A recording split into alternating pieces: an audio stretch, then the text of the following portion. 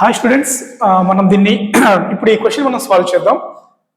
Which salt would have same van't factor as that K4FeCN6. మీకు చిన్న short cut నేర్పిస్తా, వీటిని ఎలా డిసోసియేట్ చేయాలి. మెయిన్స్ వాళ్ళైనా నీట్ వాళ్ళైనా ఇలాంటి వీడియోస్ కోసం మీరు సబ్స్క్రైబ్ చేస్తూ ఉండండి. చూడండి ఎలా నేను షార్ట్ ట్రిక్స్లలో వీటిని డిసోసియేట్ చేస్తాను, చూసి నేర్చుకుంటూ ఉండండి. మెయిన్స్ వాళ్ళైనా నీట్ వాళ్ళైనా.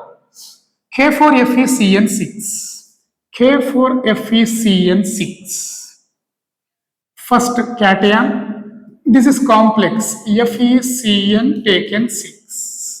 Middle లో ప్లస్ పెట్టేసేయండి, cation charge plus anion charge minus. ఇక్కడ నెంబర్ ఆఫ్ క్యాటన్స్ ఎన్ని ఉన్నాయి? 4 పొటాషియం, ఇక్కడ 4 ఇచ్చేసేయండి. నెంబర్ ఆఫ్ పొటాషియం 4 అయిపోయింది. సో ఇక్కడ N is equal to ఒక కాంపౌండ్ నుంచి ఎన్ని వచ్చిన క్యాటన్స్ యానియన్స్?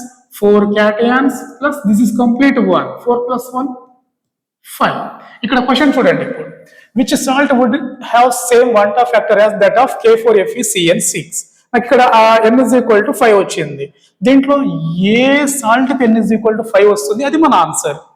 ఇప్పుడు ఇక్కడ NaCl చూడండి, NaCl ఎట్లా డిసోసియేట్ అవుతుంది? Na plus and Cl minus, Na plus plus Cl minus.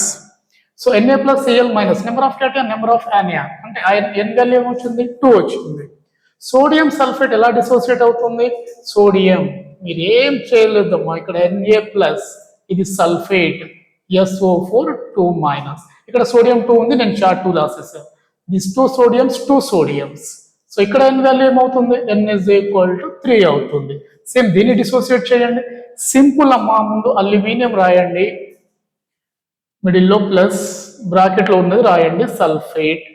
First మనం క్యాటయాన్, నెక్స్ట్ యానియన్స్ రాస్తాం. కిర్చ్ క్రాస్ మెథడ్ లో క్రాస్ చేసేసేయండి. ఇది 3 2 అల్యూమినియమ్స్ 3 sulphates 3 sulphates. So N is equal to ఏమొచ్చింది? 5 వచ్చింది. ఇక్కడ చూడండి ఇది ఎలా డిసోసియేట్ అవుతుందో చెప్పండి మీరు. Al, ఇది NO3 మిడిల్ లో ప్లస్ అనండి. ఈ నెంబర్ ఎంత? 3, అది అల్యూమినియం చార్జ్.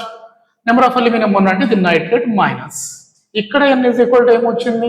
ఇక్కడ ఎన్ని ఉన్నాయమ్మా nitrates? 3 nitrates. 3 plus 1 4. N is equal to 4. Sir అడిగింది వాంటా ఫ్యాక్టర్, మీరు చెప్తున్నది N వాల్యూ. ఎస్, అక్కడికే వస్తున్నా.